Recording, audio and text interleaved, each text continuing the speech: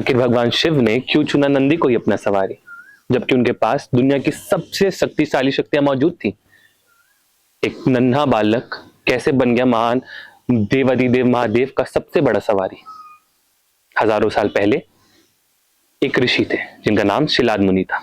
शिलाद मुनि तप तपस्या सब में पारंगत थे, लेकिन उनकी कोई संतान नहीं थी। जिसके बाद उन्होंने सोचा कि मुझे एक ऐसे पुत्र की प्राप्ति हो जो कि मृत्यु से परे हो, और उन्होंने महादेव की तपस्या करना चालू कर दिया। महादेव प्रसन्न हुए और उन्होंने तथास्तु कहा।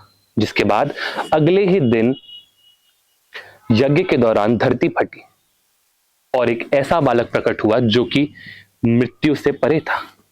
शिलाद मुनि उठाए और उसका नाम रखा नंदी। नंदी बचपन से ही बाकी बच्चों से अलग था। नंदी खेल कूद से अलग होकर के तपस्या में ज्यादा लीन रहता था।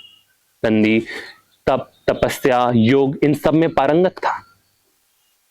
ये अगले दिन जब कुछ ऋषि उसके आश्रम में आए, उन्होंने कहा कि नंदी अल्पायु है और इसकी जिंदगी काफी छोटी है। जिसके बाद शिलाद मुनि टूट गए, लेकिन नंदी नहीं हार माना। नंदी ने बोला, अगर मृत्यु निश्चित है तो मैं खुद देवाधिदेव महादेव को प्राप्त करूंगा। और वो निकल गया हिमालय की कड़ी ठंडी में तपस्या करने के लिए। तपस्या आसान नहीं थी, क्योंकि बर्फीले पहाड़, तेज आंधी, ये सब उसकी चुनौती का परीक्षा ले रहे थे। और ठीक कुछ सालों के मेहनत के बाद उसे प्राप्ति हुई देवाधिदेव महादेव की।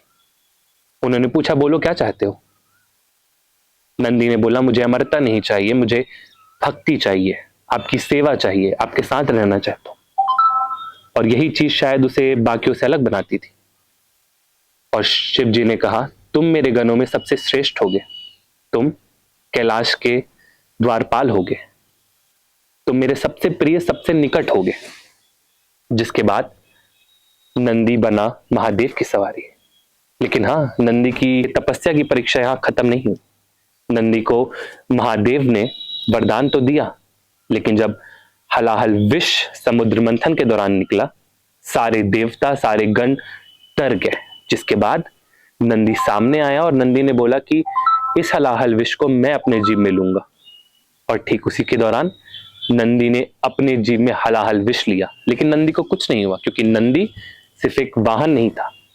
नंदी महादेव की तपस्या का वो चमत्कार था जो बहुत से ऋषि, बहुत से मुनि, बहुत से देवता नहीं जानते थे। और ठीक इसी के बाद ये मान्यता निकली कि जो नंदी के कानों में बोली गई बात होगी, जो नंदी के कानों में बोली गई प्रार्थना होगी, वो सीधे सीधे महादेव तक पहुंचेगी।